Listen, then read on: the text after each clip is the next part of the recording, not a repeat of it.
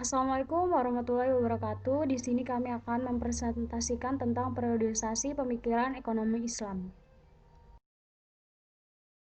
yang disusun oleh kelompok 8 yang beranggotakan Anasita Resmi, Erin Angelina, Irma Saputri, Nina, dan Julianto. Pembahasan A. Pemikiran sistem ekonomi Islam abad klasik. Fase pertama atau masa klasik merupakan fase awal lahirnya Islam hingga abad ke-5 Hijriah atau sekitar abad ke-11 Masehi yang dikenal dengan fase dasar-dasar ekonomi Islam yang dirintis oleh para fuqaha lalu diikuti oleh para sufi dan para filosof muslim.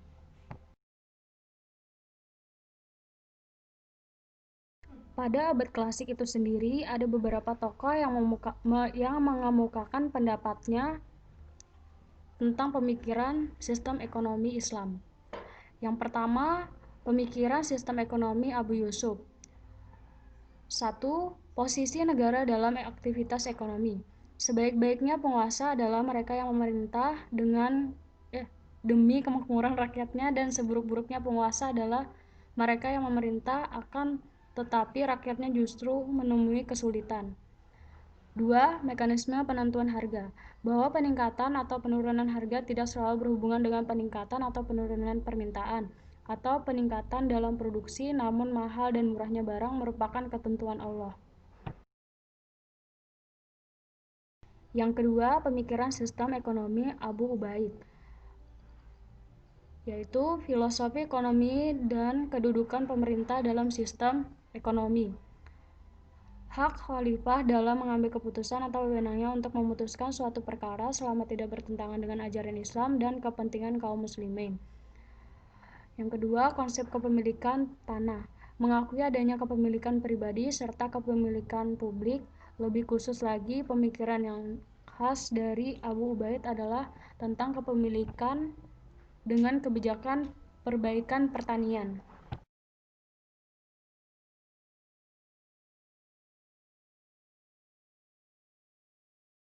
Yang ketiga, distribusi kekayaan oleh negara. Pada zaman Abu Ubaid, pemasukan negara yang paling besar adalah zakat. Pembagian harta zakat harus dilakukan secara merata di antara 8 kelompok penerima zakat, serta cenderung menentukan suatu batas tertinggi terhadap pada beberapa orang atau golongan tertentu. Menurut Abu Ubaid, yang paling penting adalah memenuhi kebutuhan-kebutuhan dasar seberapapun besarnya dan bagaimana menyelamatkan orang-orang dari bahaya kelaparan. 4. Fungsi uang. Menurutnya, uang hanya memiliki 2 fungsi, yaitu sebagai standar nilai pertukaran dan media pertukaran. Abu Ubaid berpendapat jika uang tidak dapat dijadikan sebagai barang komoditas.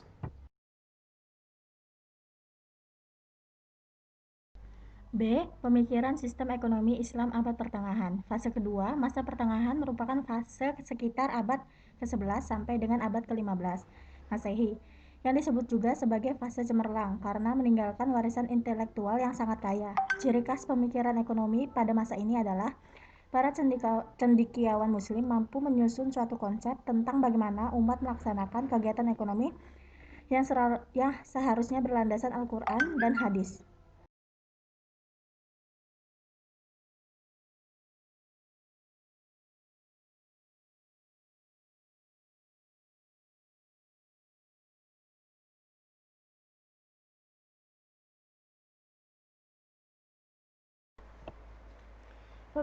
Pemikiran sistem ekonomi Ibnu Khaldun 732 Hijriah atau 1332 Masehi sampai 808 Hijriah atau 1406 Masehi. A. Konsep produksi dalam suatu negara. Dalam pemikiran ekonominya, Ibnu Khaldun menegaskan bahwa kekayaan suatu negara tidak ditentukan oleh banyak uang di suatu negara, tetapi ditentukan oleh tingkat produksi negara tersebut dan neraca pembayaran yang positif. Konsekuensi alamiah dari tingkat produksi yang tinggi. B. Teori nilai uang, harga, distribusi, dan siklus. Dalam kitab Muqaddimah, Ibnu Khaldun juga membahas tentang konsep nilai uang dan harga. Yang pertama, teori nilai. Menurut Ibnu Khaldun, nilai suatu produk sama dengan jumlah tenaga kerja yang dikandungnya. Sama halnya dengan kekayaan bangsa-bangsa yang tidak ditentukan oleh jumlah uang yang dimiliki bangsa atau negara tersebut. Akan tetapi, kekayaan suatu bangsa atau negara tersebut ditentukan oleh neraca pembayaran yang sehat. 2. Teori uang. Menurut Ibnu Khaldun, Allah menciptakan dua jenis batuan emas dan perak sebagai nilai ukur semua akumulasi modal. Selain itu, emas dan perak juga dianggap sebagai harta dan kekayaan oleh penduduk dunia. Dari pendapat tersebut menunjukkan bahwa Ibnu Khaldun menganggap emas dan perak sebagai nilai ukur yang paling sesuai karena tidak terpengaruh oleh fluktuasi subjektif dan semua manusia menganggap emas dan perak sebagai barang berharga. 3. Teori harga. Menurut Ibnu Khaldun, penduduk suatu kota memiliki makna yang lebih banyak apabila dibandingkan dengan yang mereka perlukan. Oleh karena itu, harga makanan cukup relatif rendah, kecuali apabila nasib buruk menimpa karena faktor cuaca yang dapat mempengaruhi persediaan makanan. Dari konsep yang dikemukakan oleh Ibnu Khaldun terlihat bahwa timbulnya harga adalah hasil dari hukum permintaan dan penawaran. Yang keempat, teori distribusi siklus. Harga suatu produk terdiri dari 3 unsur, gaji, laba, dan pajak. Gaji adalah imbal jasa bagi produser, laba adalah imbal jasa bagi pedagang, dan pajak adalah imbal jasa bagi pegawai negeri dan pengusaha. 5. Teori siklus. Ibnu Khaldun kelihatannya juga sadar bentuk bahwa tingkat optimum pada faktor-faktor distribusi tidak dapat terjadi dalam jangka waktu panjang dan siklus aktivitas ekonomi yang harus terjadi. Lebih khusus lagi, populasi dan keuangan publik yang menjadi variabel penentu bagi produksi selalu mengalami fluktuasi.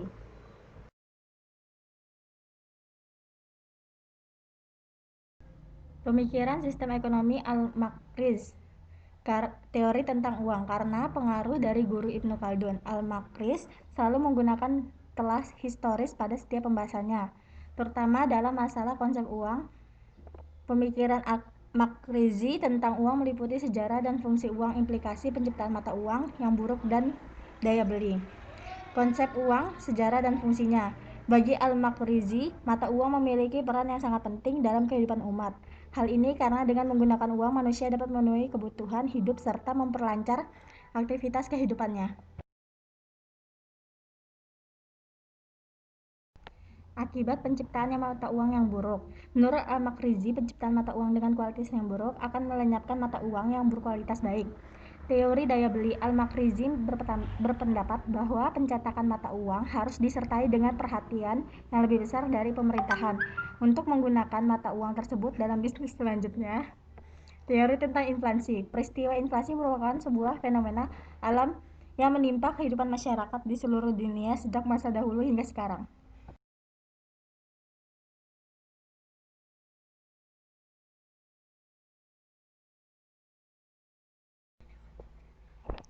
Pemikiran sistem ekonomi Islam abad kontemporer.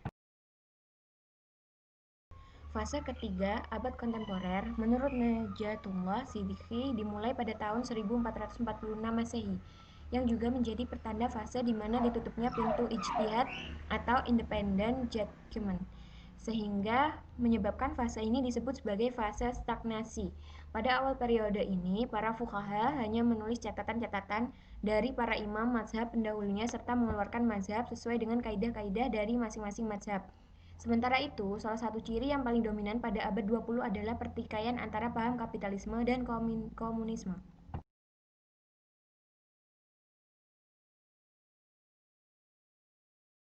Pemikiran ekonomi Bakir al-Sadr tahun 1353 Hijriah atau 1935 Masehi sampai 1980 Masehi atau 1348 Hijriah.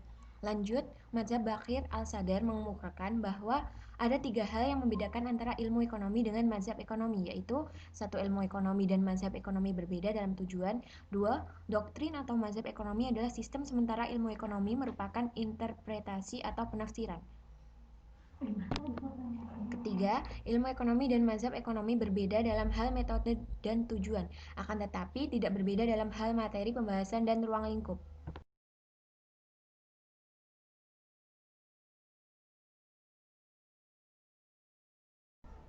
Untuk mengetahui pandangan Muhammad Baqir Al-Sadar tentang sistem ekonomi Islam melalui karya magnum opusnya atau kitab Iqtisaduna dapat dipaparkan sebagai berikut. 1. Permasalahan ekonomi Islam. 2. Konsep kepemilikan. 3. Peran negara dalam sistem ekonomi. 4. Konsep distribusi dan produksi.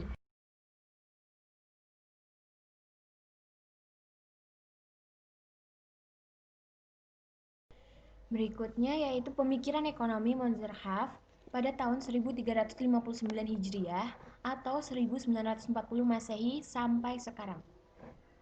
Untuk menelusuri pemikiran sistem ekonomi Islam Monzerhaf, berikut beberapa poin penting tentang pemikiran Monzerhaf dalam bukunya The Islamic Economic, yaitu Analytical Study of the Functioning of the Islamic Economic System. Yang pertama yaitu konsep kepemilikan. Konsep kepemilikan yang dikemukakan oleh Monzerhaf dapat ditelusuri melalui poin-poin yang ia tulis dalam bukunya, yaitu yang pertama, harta milik merupakan amanat. Pemiliknya yang sebenarnya adalah Allah sendiri. Adapun hak manusia akan barang-barang di dunia ini semata-mata hanya sebagai khalifah dan pengemban amanah semata. 2. Harta atau barang-barang berharga yang kita miliki seharusnya bersifat instrumental untuk melaksanakan secara efektif tanggung jawab manusia sebagai khalifah Allah Subhanahu wa taala dan dalam upaya memperoleh kesejahteraan dalam hidup di dunia ini maupun di hari kiamat kelak. Karena sekali lagi, menurut Monzerhaf, kekayaan hanyalah alat untuk menuju tujuan hidup yang sesuai dengan petunjuk Allah dan untuk mendapatkan pahala darinya. 3. Sifat purposif hak-hak milik yang dibarengi dengan gagasan tentang keesaan umat manusia menuntut agar anugerah alam serta benda-benda duniawi itu bisa dimanfaatkan oleh semua orang atau agar barang-barang itu tidak menjadi monopoli oleh sejumlah orang. Karena semua manusia adalah anggota-anggota satu keluarga, maka manusia harus berusaha untuk mengelola harta yang dimiliki secara baik-baik itu bagi keluarga manusia secara keseluruhan sebagaimana dilakukan oleh para anggota keluarga seseorang. Yang keempat, adapun sasaran hak milik adalah kesempatan untuk memanfaatkan secara ekonomi. Apabila kesempatan ini tidak dipenuhi atau dimanfaatkan untuk diselewengkan kepada tujuan-tujuan non-ekonomi sebagaimana sudah dirumuskan sebelumnya, hak itu akan berkurang hingga batas nol dalam proporsinya hingga penindasan yang terkait dengannya. 5. Meski demikian, Monzerhaf juga tidak menganggap hak milik pribadi sebagai hak yang diberikan oleh masyarakat. Sebaliknya, ia bahkan terikat dengan prinsip bahwa manusia adalah pemegang amanat Allah SWT. Karena harta hanya diberikan oleh Allah dengan konsep pemberian bersyarat. Oleh karena itu, pemiliknya tidak boleh melakukan tindakan yang keji atau menindas dengan menggunakan harta tersebut. Atas dasar inilah, sumbangan bagi kesejahteraan sosial dikumpulkan dengan kekuasaan hukum dalam Islam. 6. Hak milik dibatasi dengan waktunya dengan umur pemiliknya. Artinya, pemilik tidak memiliki otoritas terhadap hartanya setelah dia meninggal. Oleh karena itu, hukum waris dalam Al-Quran memberi rincian mengenai pembagian harta, peninggalan, dan menganggap kematian sebagai akhir alami hak-hak seseorang atas hartanya. Pembatasan ini sepenuhnya sesuai dengan konsepsi Islam mengenai hak milik yang lebih tepat disebut sebagai khalifah yang terbatas, bukan hak yang bersifat mutlak. B. Yaitu konsep tentang konsumsi. Dalam menjelaskan teori atau konsep konsumsi Islam, Monzerhaf mengaitkan konsumsi Islam dengan 3 unsur pokok, yaitu rasionalisme perilaku konsumen, konsep barang-barang dalam Islam, dan norma-norma etika mengenai konsumen Muslim. C. Konsep tentang produksi. Menurut Monzerhaf, produksi dapat ditilik dari 2 aspek. Yang pertama, kajian positif terhadap hukum-hukum benda dan hukum-hukum ekonomi yang menentukan fungsi produksi.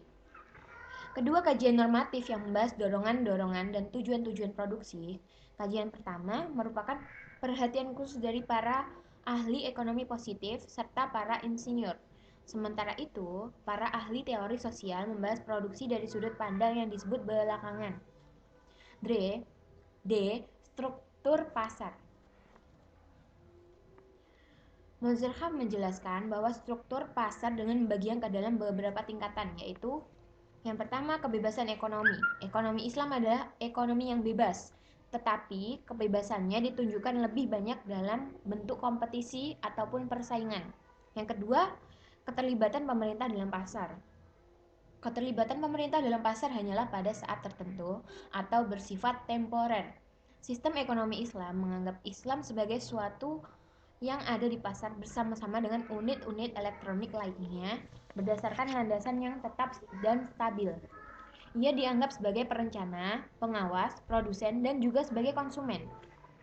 Yang ketiga, aturan-aturan permainan ekonomi Islam. Yang dimaksud dengan istilah ini adalah perangkat perintah dan aturan sosial politik agama, moral, dan hukum yang mengikat masyarakat.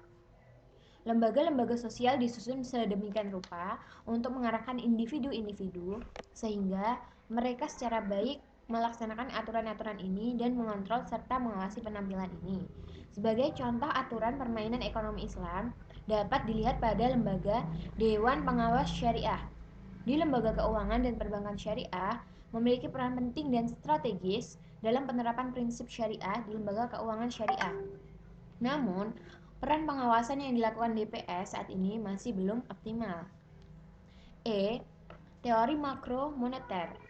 Monzerkaf membagi aspek-aspek makroekonomi Islam menjadi beberapa pembahasan. Di antaranya yang pertama, Monzerkaf mengartikan zakat adalah pajak tahunan bercorak khusus yang dipungut dari harta bersih seseorang yang harus dikumpulkan negara dan dipergunakan untuk tujuan-tujuan khusus. Yang kedua, pelarangan riba. Ada dua corak transaksi yang dikenal dalam ekonomi Islam, yaitu bunga pinjaman dan kelebihan kuantitas dalam pertukaran komoditas yang sama. Yang ketiga, bunga sewa dan modal. Kegiatan penabungan dan penyimpanan deposito di bank saja secara ekonomi merupakan kegiatan negatif. Yang keempat, akhirat adalah sejenis kerjasama antara para pemilik aset moneter dan para pengusaha. Akhirat merupakan mekanisme Islam untuk menggunakan aset-aset moneter dalam kegiatan produktif dengan mentransformasikan aset-aset tersebut menjadi faktor-faktor produksi. Yang kelima, yaitu uang dan otoritas moneter. Dalam buku-buku keislaman, uang dibahas sebagai salah satu alat transaksi, perantara untuk menilai barang dan jasa. Dan ia tidak boleh memerankan peranan sebagai ukuran harga adalah kondisi di mana kuantitasnya mempengaruhi berbagai transaksi. 6. Kebijakan ekonomi. Dalam menguraikan kebijakan ekonomi, Monzerkaf membagi beberapa ulasannya ke dalam beberapa subbab pembahasan, yaitu yang pertama, maksimalisasi tingkat pemanfaatan sumber-sumber. Yang kedua, meminimalisir kesenjangan distribusi. Yang ketiga, pelaksanaan aturan oleh unit ekonomi.